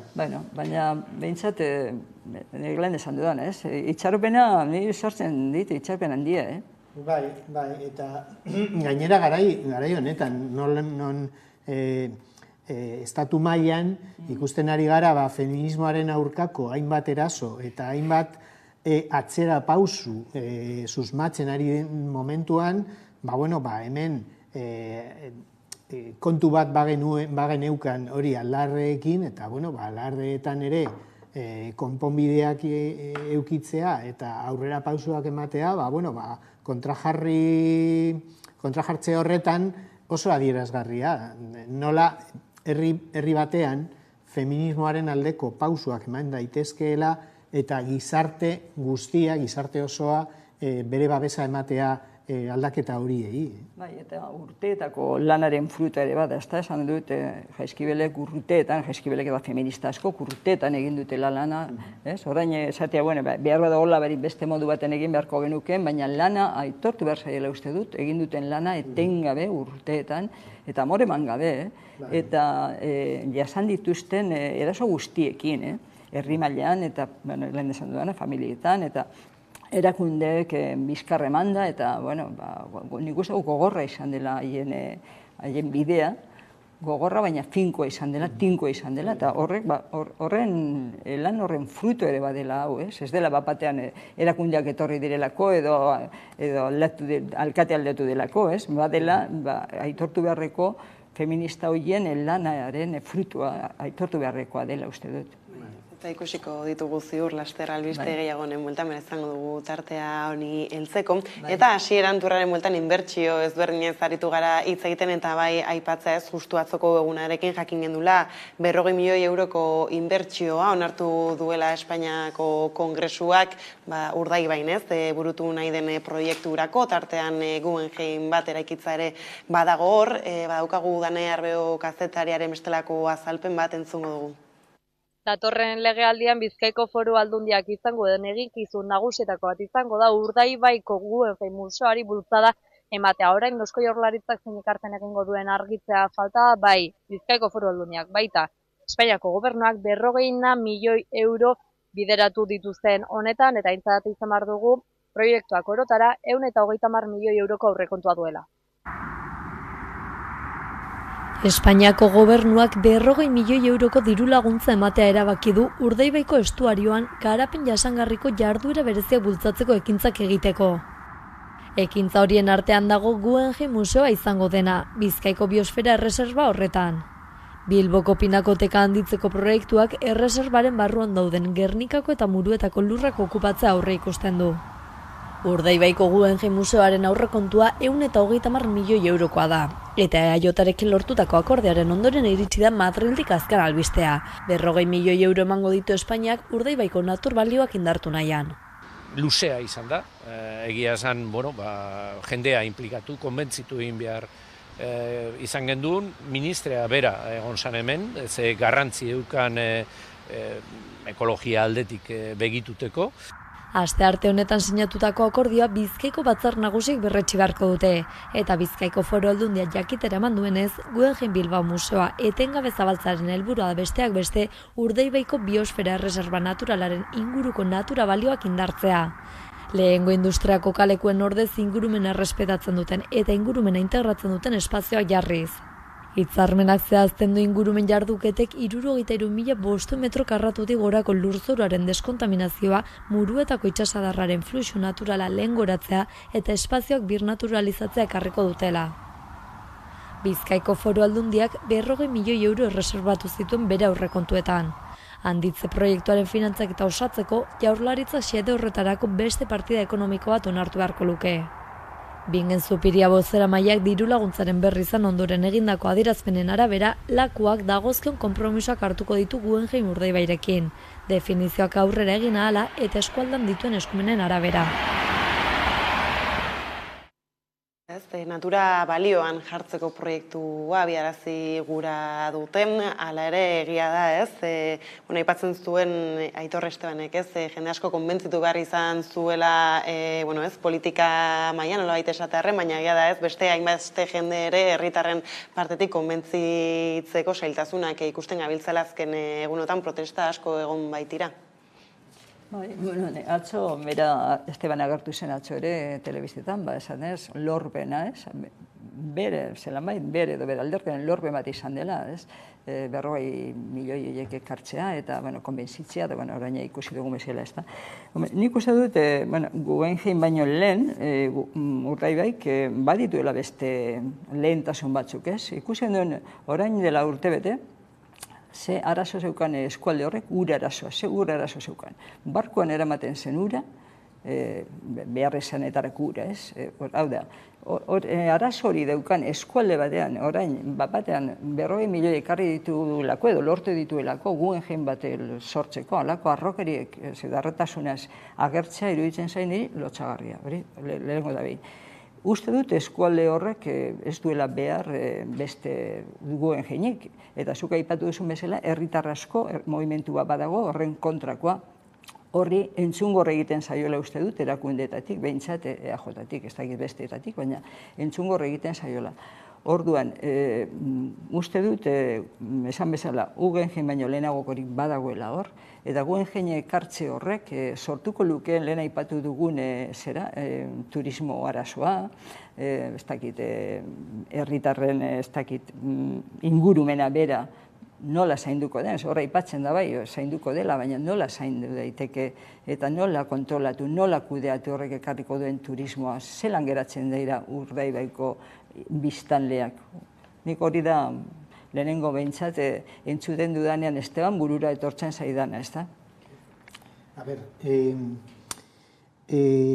zuk aipatu duzun kontua oso garrantzitsua da. Zeintzuk diren eskualdeko biztanleen beharrak. Eta aipatu duzu ura, nik aipatuko dut beste bat. Gazteentzako etxe bizitza merkeak. Orduan, mundu mailako museo batekin zenolako garapen urbanistikoa eta espekulazioa izango den eskualdean eta bertoko herrietan. Orduan, justu kontrakoa gertatuko da. Hango jendea alde egin behar izango du eta etorriko direnak izango dira dirudunak erostera, baserriak, lurrak, eta abarrak, ezta? Orduan, aipatzen dute, ingurumena zainduko da, baina eske Urdaibaiko biosfera erreserban, zaintzen dena ez da bakarrik ingurumena, baizik eta ingurumena. Eta betiko giza jardueren arteko lotura, hau da, nekazal mundua eta ingurumena. Biak batera, ez bata ala bestea. Orduan, zuk kentzen baduzu lehen sektorearen jardura ekonomikoa eta sartzen baduzu turismoarena, geratzen zaizuna da bakarrik espekulazio urbanistikoa. Orduan, ez dute ulertzen Urdaibai zer den eta zen olako garapen ekonomikoa izan behar duen dauzkan baloreak mantendua izateko. Eta sartuko dutena da Bilbon edo Bartzelonan ikusi duguna. Hau da, kruzeroak etortzea, 3.000 pertsona autobusez autobus joatea, handik paseatzea, ez da ur botila ere erostea, eta akabo negozioa. Orduan, eta gainera, negozioa aipatu dut, baina negozioa egiten da diru publikoarekin. Ikusten ari gara, nola instituzio bakoitzak bere dirua jarri behar du, baina Guggenheimek zer jarriko duen, oraindik ez dakigu. Eta horrela denok egiten ditugu negozioak. Dituenak bakarrik erakundeena dira, erakundeen partidak. Eta berroi karri dituelako alako, zakidez, alako... Baina takilak horiek bai izango direla Guggenheim museorentzat edo fundazioarentzat. Esate bateko nekazaritza bizirik dagoen arlo bada, eta hori sementoz betetzen badugu edo horiek saltzen badira, ez dakit... zer esango dut, ikerilikok egiteko, hori gertatzen da aberatza datosanean, ez? Marisa, nik esango dizut, Gernikako piperrak. Sortzeko, zuk eman behar duzun lana, eta dirua, eta esfortzua, eta dena. Jartzen baduzu taberna bat, eta Gernikako piperrak Marokon egingo dira. Marokotik ekarriko ditugu. Eta hala da. Edo indabak.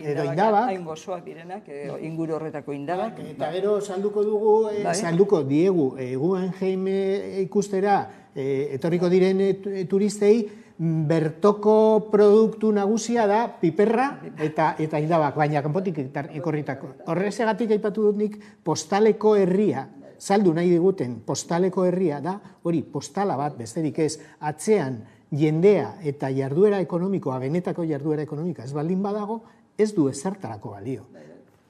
Postal hori erakutsi zuten lehengora itzuliz, ez? Turrean ere postal hori ikusi genuen.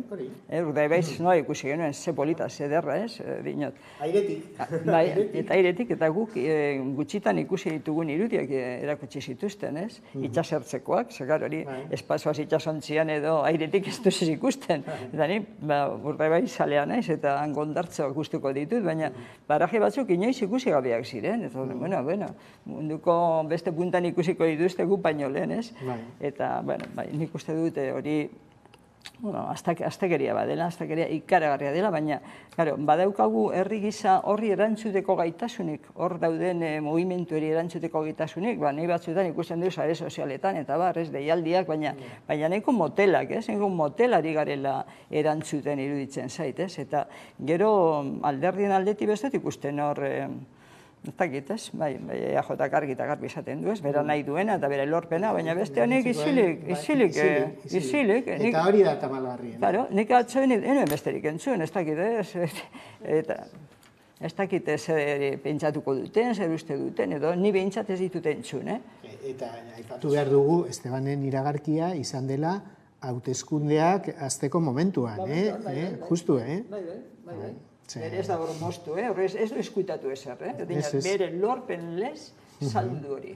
Orduan, berak argi dauka, hori egin behar dela, eta gainera nondi nora eta dena, hori dena daukate pentsatu, eta nik uste dut, zuk aipatu duzena, zenbat autobus ekarriko dituzten, ere pentsatu kalkulo egin daukiko dutela. Autobus eta errepideak beharko dira, eta betiko trena, hor jarraituko da hori apartatuta, eta bueno, hori da daukagun garapen modernoa, baina hori turistak desagertzen direnean eta joaten dira beste lekuetara, azken finean lekuak dira modan jartzen dira eta gero desagertzen dira. Hori, desagertuko dira eta ez da geratuko. Ez turismoa, ez da nekazal mundua, ez ezer. Bakarrik, espekulazioa eta espekulazioaren ondorioz ez da ezer geratzen.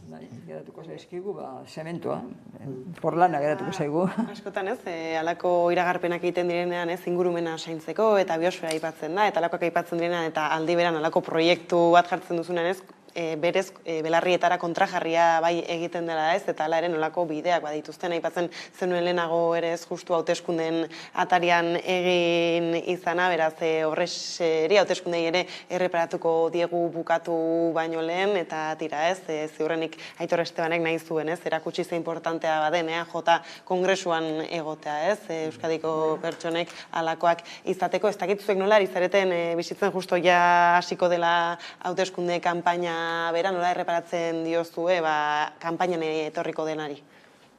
Bueno, a ber, nik ikusten dudana da, estatu mailan gertatuko dena eta hemen Euskadin gertatuko dena ez duela inolako zerikusirik. Estatu mailan PSOE eta Alderdi Popularraren arteko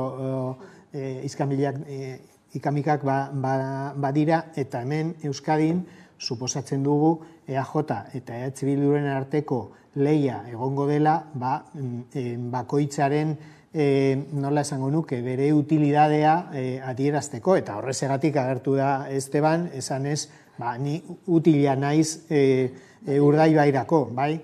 Nik zalantzan jarriko nuke hori utilidadez izango litzatekela, baina berak pentsatzen du baietz, eta hala saltzen du, bai?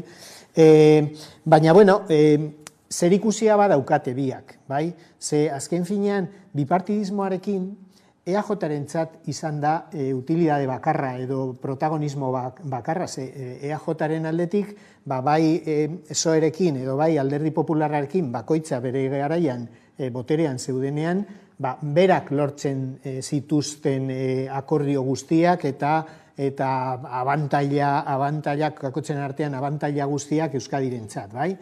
Baina azken legealdian ikusi duguna da justu kontrakoa. Koalizio gobernuarekin eta Unidas Podemos edo Podemosekin gobernuan kontrakoa gertatu da. Bai, ezkerreko alderdia, hau da, EH Bilduk izan duela lehentasuna bide horretan, bai? Orduan, Madrilen gertatuko dena edo Estatu mailan gertatuko denaren arabera ikusiko dugu hemen Euskadin ere zein izango da bakoitzaren ez dakit utilidade hori, bai? Bipartidismoa itzultzen baldin bada eta Sumar kanpo geratzen baldin bada edo ezkerreko gobernua koalizio gobernua errepikatzen ez baldin bada, EH Bildurentzat oso zaila izango da errepikatzea hori egin duen azken legealdian egin duena.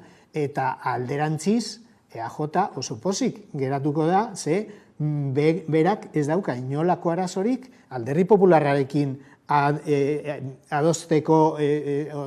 adostasunetara iristea, bai? Orduan, bai, ez dauka zerikusirik kanpaina hemen edo kanpoan, baina zerikusia badauka. Nik uste dut, iruditzen zabientzat, EAJ inoiz baino urduriago dagoela, ez? Iruditzen zait behintzat, kanpotik ikusita, iruditzen zait, urduriago edo, bai, bizkat arduratuago, urduri esatea asko da gian. Azken hauteskundeek eman duten emaitza. Eta uste dut, ez dakit eman dituzten datuak, urrengo hauteskundetarako eman dituzten datuak, fidagarria diren, ala, ez? Ez oso. Nik ez dakit, ez? Horretziko dugu. Niri zalantza sortzen didate beti zeroiek, ez? Ez dakit nori galdetzen dioten, nik urtea dara matzat munduan, baina inoiz sekula ez ditate galdetu, ez nori emango diodan, ez nori eman diodan. Eta beti eman dut botu, Eta orduan, zalantza hori sortzen da, ez? Zuk esan duzunaren aritik ez zer geta daiteke hemen. Niri beldurra, benetako beldurra ematen dit zer gertatuko den Madrilen.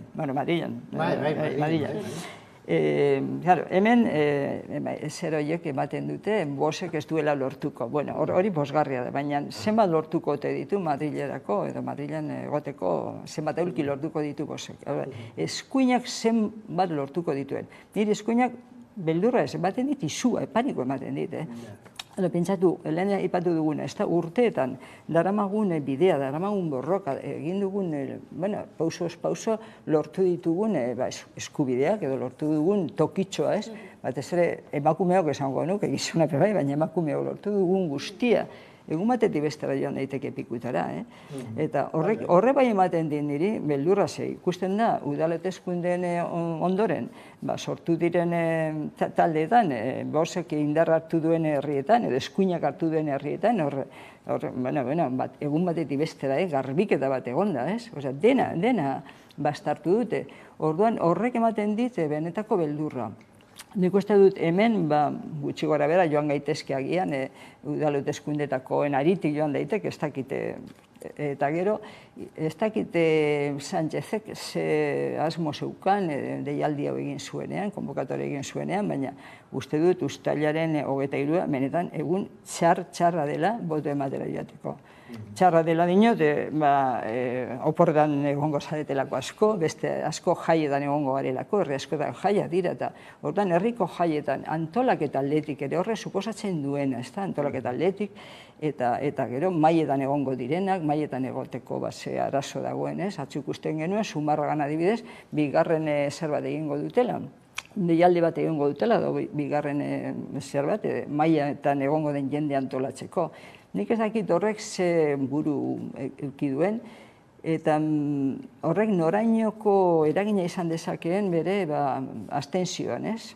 Jente asko, bai, zuk aipatu dizun bezala joango da postaz boto ematera, baina batzuk ez dira agian postaz ematera ere joango, eta gero egun horretan egongo dira, edo ez dira, edo ondartza joango dira, ez dakit nik sortzen dit, ez dakit askotan pentsatu dut zer dela eta egin ote zuen Sánchezek deialdia egun horretarako, egun data horietarako, ez da? Bueno, a ber, bere interesentzat interesgarria zen, horrela egitea izuaren eskutik boto gehiago lortzeko. Eta zuk aipatu duzu, ez dakite Voxek zenbat eserleku lortuko dituen. Arraroa badirudi ere, gakoa ez dago hor.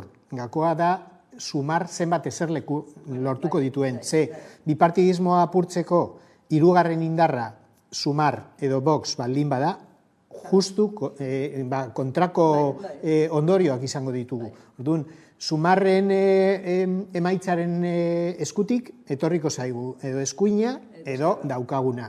Igual daukaguna ere ez da ona, baina hor dago gakoa. Daukaguna ez da ona, baina etorri akigukeena, bueno, hori ona ez, hori beldurgarria da. Hori da, ez? Ikusi beharko dugu ere ez, entzun dugu, eta ikusi dugu kartelez berdinak ez, Madril inguruan batez ere, Voxeta azkenean ez, mezuak zabaltzerako orduan gaina gaur egun sareak direla eta abarrak direla, ez horrez dago kontrolik ez da ez errez, beraz ikusi beharko dugu eta itzengo dugu aurrerago ere ez, zerekin topatuko garen kanpaina honetan, iritsiko dira hauteskundeak, eta esaten diaten ez zuen utzi behar dugunez solasaldia, horixe ez, hurrengo batean itzengo dugu, Marisa Joserra, mila eskerra gurekin izatearren, eta orain jarrian eguneko albistekin bueltatuko gara.